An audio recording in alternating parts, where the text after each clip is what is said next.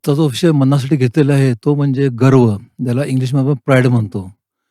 आपणास माहीत आहे, की पवित्र शास्त्र सांगतं, की पवित्र शास्त्रामध्ये जे वेगवेगळ्या गोष्टी घडत गेल्या, त्यामध्ये पहिली गोष्ट घडली ती म्हणजे सैतानाचा जन्म झाला.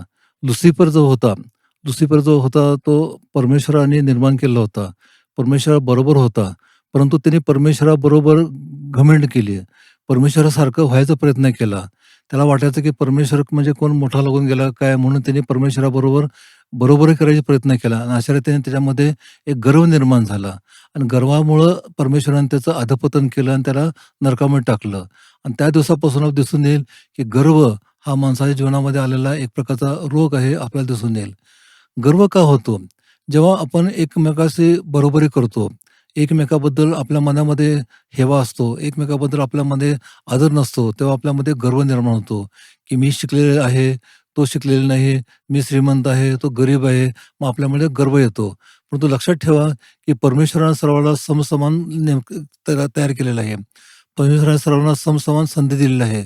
परमेश्वर कुणालाही गर्विष्ठ होण्याचा अधिकार देत नाही. परंतु आपल्याला विधवत असले की गर्व येतो, श्रीमंत असले तर गर्व येतो.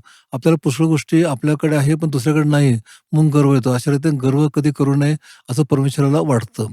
जेव्हा आपण गर्व करतो, तेव्हा आपलं अधःपतन होतं, आपलं खच्चीकरण होतं, आपल्या जीवनामध्ये निराश येतं, आपल्या जीवनामध्ये येणारं सर्व संकट येतात आणि अशा रीतीने गर्वाचं घर हे नेहमी खाली असतं. जे मन आहे, ते अत्यंत महत्त्वाचं आहे. परमेश्वराने आपल्याला जे आत्मा दिलेला आहे, तो चांगल्या गोष्टीचा, सद्गुणपणाचा आत्मा दिलेला आहे, सात्विकपणा आत्मा दिलेला आहे आणि परमेश्वराची इच्छा अशी आहे, की आपण गर्वाने न वागता सर्वांनी बंधुप्रीतीने वागावं, सर्वांशी समजुतीने वागावं, ही परमेश्वराची इच्छा आहे. परमेश्वर करो व हा जो गर्व जो आहे, तो आपल्यामध्ये काढून टाकून आपल्यामध्ये बंधुप्रीती निर्माण करू, ही एकच प्रार्थना मी आज करत आहे. धन्यवाद.